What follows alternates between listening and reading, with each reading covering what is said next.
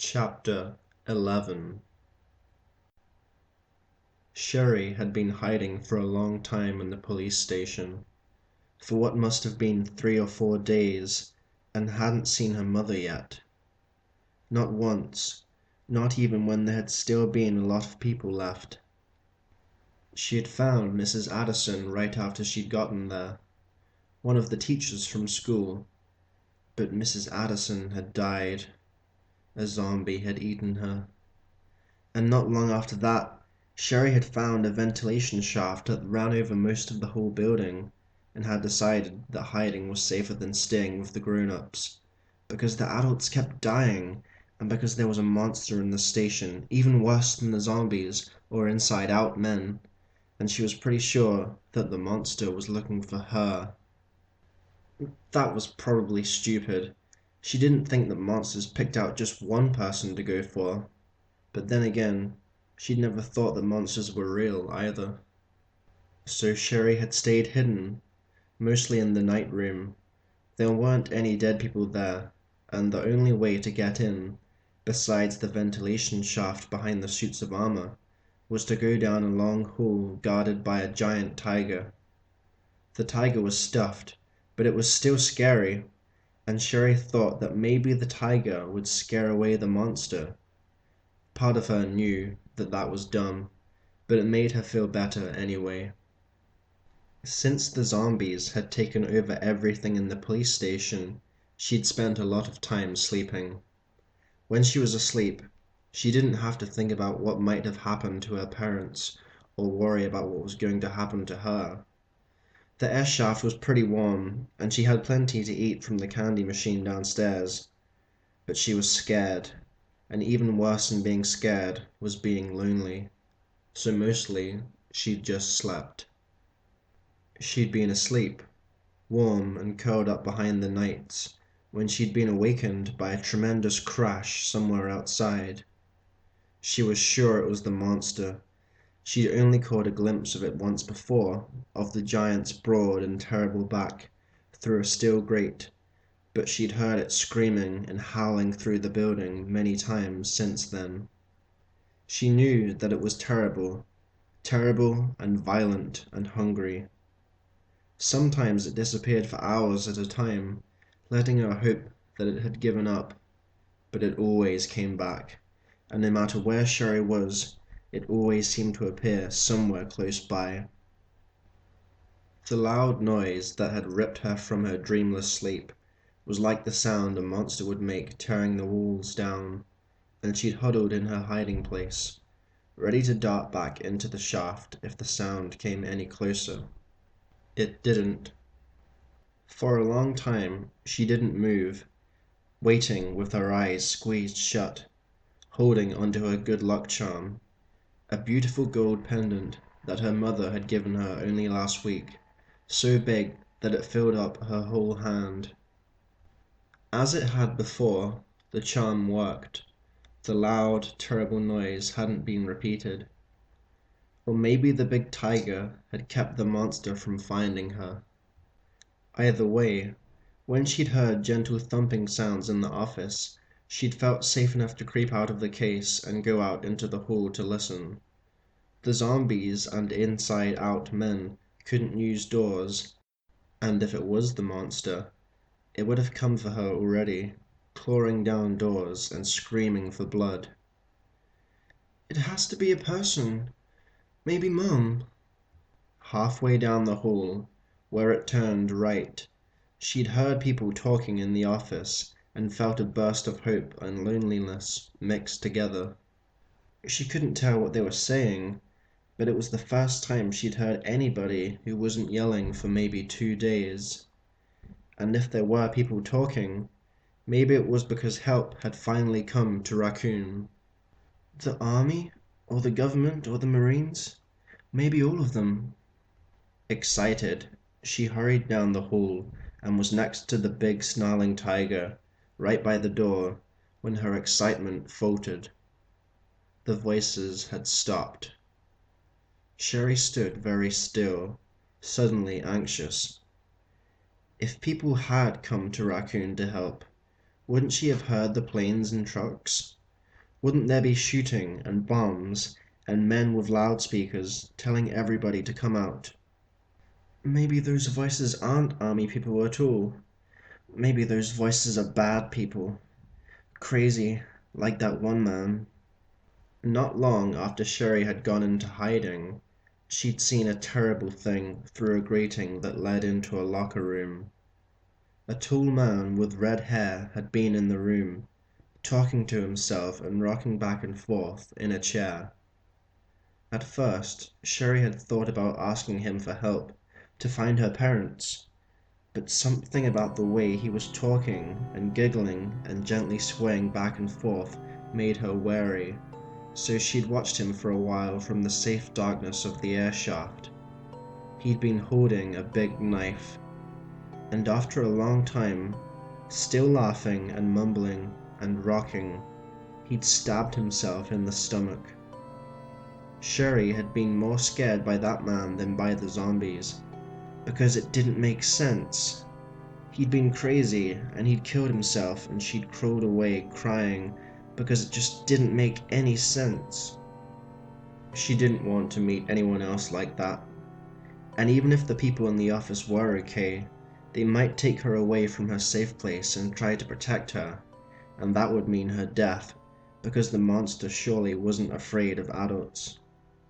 It felt awful to turn away, but there was no other choice. Sherry started back for the armor room, and froze as the floor shifted underfoot. The sound of the creaking board seemed incredibly loud, and she held her breath, clutching her pendant and praying that the door wouldn't come flying open behind her, that some crazy wouldn't charge in and get her. She didn't hear anything, but felt sure that the pounding of her heart would give her away. It was so loud. After a full 10 seconds, she carefully started back down the hall, stepping as lightly as she could, feeling like she was creeping out of a cave filled with sleeping snakes.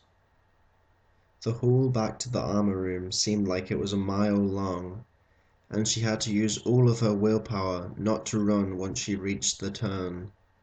But if there was one thing she'd learned from the movies and TV, it was that running from danger always meant a horrible death. When she finally reached the entrance back to the armor room, she felt like she might just collapse from relief. She was safe again. She could snuggle back into the old blanket that Mrs. Addison had found for her, and just... The door from the office opened, and closed. And a second later, there were footsteps coming for her. Sherry flew into the armor room, no longer thinking about anything at all in the bright and trembling crush of panic that swept through her. She sprinted past the three knights, forgetting her safe place because all she knew was that she had to get away, get as far away as possible.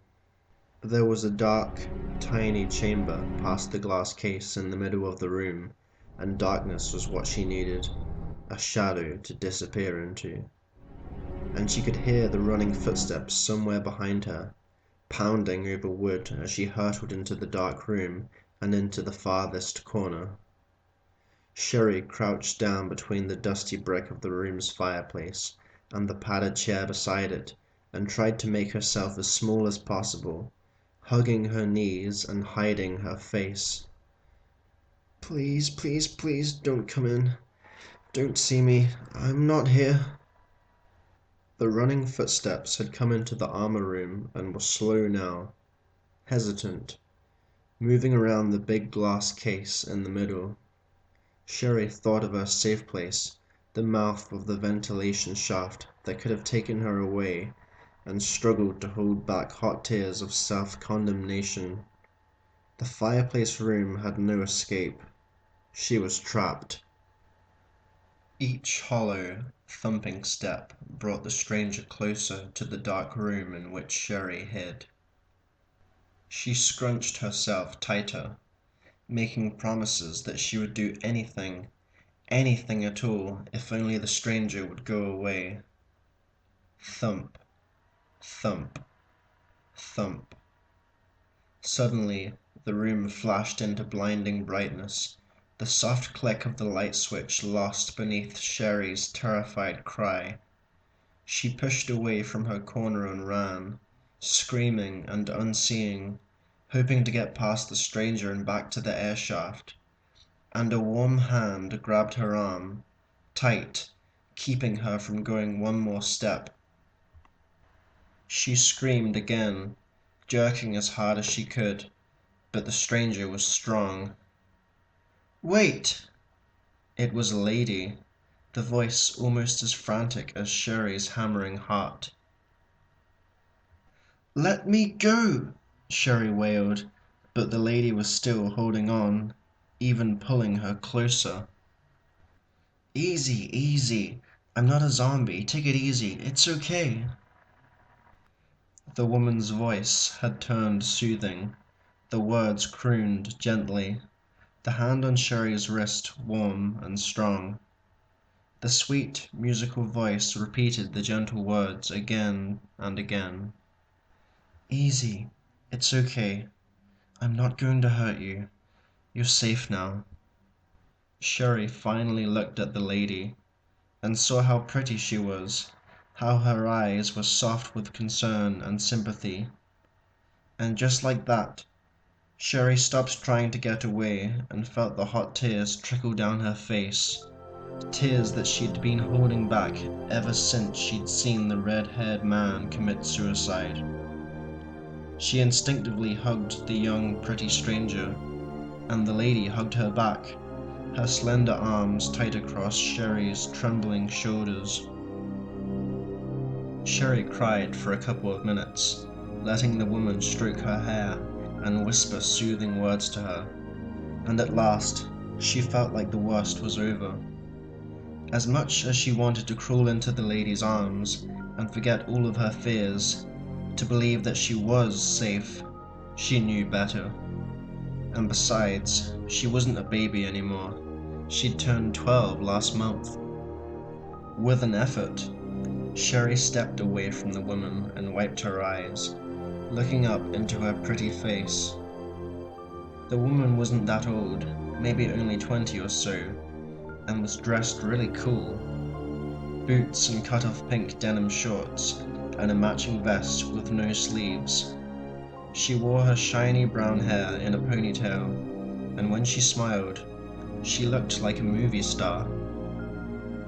The woman crouched down right in front of her, still smiling gently. "My name's Claire. What's yours?" Sherry felt shy suddenly, embarrassed for running and then trying to get away from such a nice lady. Her parents had often told her that she acted like an emotional baby, that she was too imaginative for her own good, and here was proof. Claire wasn't going to hurt her. She could tell. "Sherry Birkin," she said, and smiled at Claire, hoping that Claire wasn't mad at her. She didn't look mad. In fact, she looked pleased with Sherry's answer. "Do you know where your parents are?" Claire asked, in the same sweet tone. "They work at the Umbrella Chemical Plant, just outside of town," Sherry said. "Chemical plant? Then what are you doing here?" "My mum called, and she told me to go to the police station. She said it was too dangerous to stay at home." Claire nodded. From the look of things, she was probably right. But it's dangerous here as well. Claire frowned thoughtfully, then smiled again. "You'd better come with me." Sherry felt a cold knot tighten in her stomach, and shook her head, wondering how to explain to Claire that it wasn't a good idea, that it was a very bad idea. She wanted more than anything not to be alone anymore, but it just wasn't safe. If I go with her and the monster finds us, Claire would be killed, and although Claire was thin, Sherry was pretty sure that she wouldn't be able to fit in the ventilation shaft. "There's something out there," she said finally. "I saw it. It's bigger than the zombies, and it's coming after me." Claire shook her head, opening her mouth to say something, probably to try and talk her into changing her mind, when a terrible, furious sound filled the room, echoing in violent waves from somewhere in the building, somewhere close. Sherry felt her blood turn to ice. Claire's eyes went wide, her skin paling. "What was that?" Sherry backed away, breathless, in her mind already running for the safe place behind the 3 suits of armor. "That's what I was telling you," she gasped out, and before Claire could stop her, she turned and ran. "Sherry!" Sherry ignored the shouted plea, sprinting past the glass exhibit case for the safety of the air shaft. She leapt nimbly over the knight's pedestal and dropped to her hands and knees, ducking her head and scrambling into the ancient stone hole set into the base of the wall. Her only chance, Claire's only chance, was for Sherry to get as far away from her as possible. Maybe they would find each other again when the monster had gone. As Sherry crawled quickly through the tight and winding darkness, she hoped it wasn't already too late.